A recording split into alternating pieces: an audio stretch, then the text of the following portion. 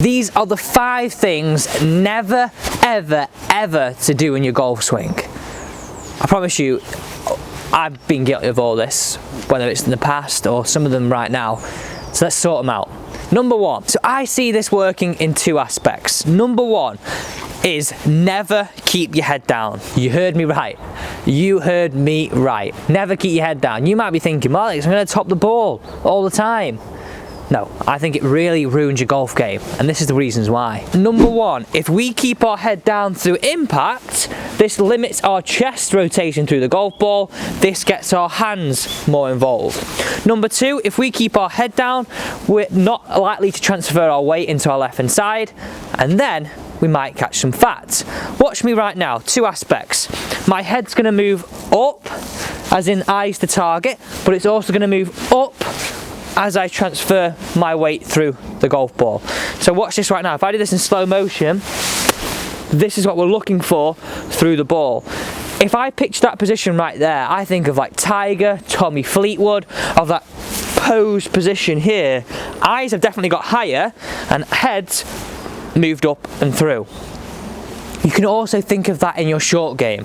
So if I was thinking of a great way in which you can feel this in your game and practicing it, I would simply just hit some shots by going, feeling this. 1, 2, 3. This gets the feeling in your swing of eyes working to target, head moving up and around as well. This will help you with strike, I can guarantee it. You look at my chest mobility here. If I keep my head straight down towards where the golf ball is, as far as I can go. Okay, eyes come with me now. Look how much more that's increased. It's going to help you transfer your weight through the golf ball, help you get that strike. Let's move on to number 2. Next up, we're talking driver.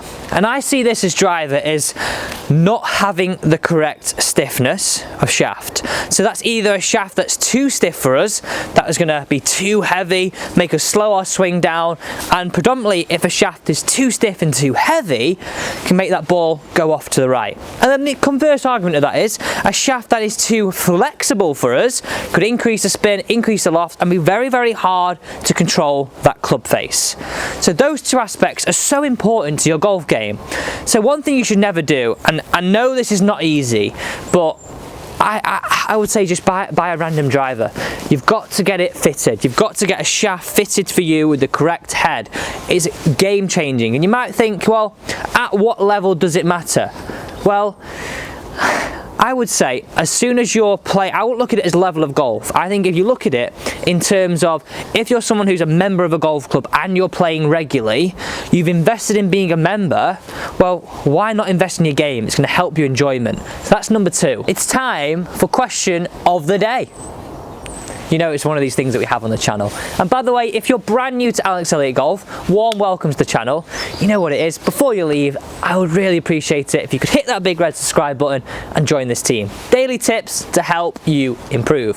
Thanks so much. Now, the daily question is, talking drivers, so what is your current driver setup? I've got Cobra SZ, which will hopefully be the red driver soon, very soon, fingers crossed. I need to get fitted for it, and yeah, I have to say it like that. If you listen to our podcast that me and Josh do, How to Win a Good Walk, you'll fully understand. Link to that is down below. And I've got the Hazardous Smoke 6.5, 60 grams, low spin shaft. So yeah, that's my current driver setup, but I'd love to know what yours is. Let's head on to number 3. Number 3 is loft on your driver. You've got to have enough loft. By not having enough loft is going to really vary this, well, think about it this way. When we hit a drive, we have something called a spin axis in the golf ball. Imagine these 2 vectors. My thumb being our angle of attack and my first finger here being the loft of my driver at impact. If I don't have enough loft and don't create enough spin, won't keep the ball in the air as number 1 if you've not got high enough swing speed. Number 2, if we've not got enough loft, potentially this ball won't take off on a high enough trajectory to get your optimal driving distance. If you're a person who has a slow swing speed, generally more loft is going to help you get the ball in the air, higher trajectory than what you've had before, get a little bit more carry, and accompany that with the correct shaft, you could find your optimal conditions. So number 3 is when you're getting fitted, make sure you've got the correct loft on your driver. Gotta get it in here. Gotta get it in here. I've then got to rotate. I've got to feel out my glove. Got to think about my head. Right, okay, I've got all those factors. Here we go. Got to hit the shot. Hit it. Oh. Does that sound like you? Too many swing thoughts, too much going on in your head. You just can't play golf that way. I know it's hard when we're in that aspect, especially if you're in an off season right now. You're really trying to hone in on your game and improve your golf. You might be working on several factors with your golf coach. That's fine. But what I want you to do is, I want you to write down those 5 factors on the notes area on your phone. And then I want you to do this. I want you to hit 10 golf balls, and I want you to pick out 2 and see if those 2 make you tick. Because I fully believe that 2 triggers can really help you improve. Maybe having none is not a good idea, but having 2 distinctive triggers is really good. So mine are 1 backswing thought, then I have 1 trigger thought. So my backswing thought is actually stay in posture but get taller. So actually get taller is what I think about. On the downswing, I really try and feel as though I rotate back on myself and don't slide. Those are the 2 triggers that I have in my golf swing that I have to work to. I know that by going through a litter of everything to sort the wheat from the chaff. Do you like that one? So find your 2 triggers that help you improve is number 4. Don't have too many swing thoughts. So what I'm going to do is I'm going to hook it round that tree, take it over that water, bring it down quickly, rise under that tree again, land it on the green, spin it back into that flag. I've got that shot right. The hero shot. Number 5.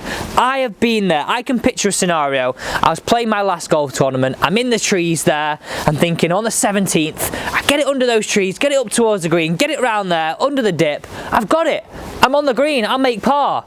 Took it on. We know what happened. Didn't come off with par. We won't go any further. But ultimately, what I'm trying to say to you is, let's not take the hero shot on all the time. If we've got shots in that hole, use those shots. If we've got good course knowledge and good course management, use that. The one thing I would say, and the last thing I'm going to leave you with today, is play smart golf. Thank you so much for joining me. I hope those 5 factors really help you improve your golf game and the practical things anybody can use. Thanks so much, and see you tomorrow for some more daily tips.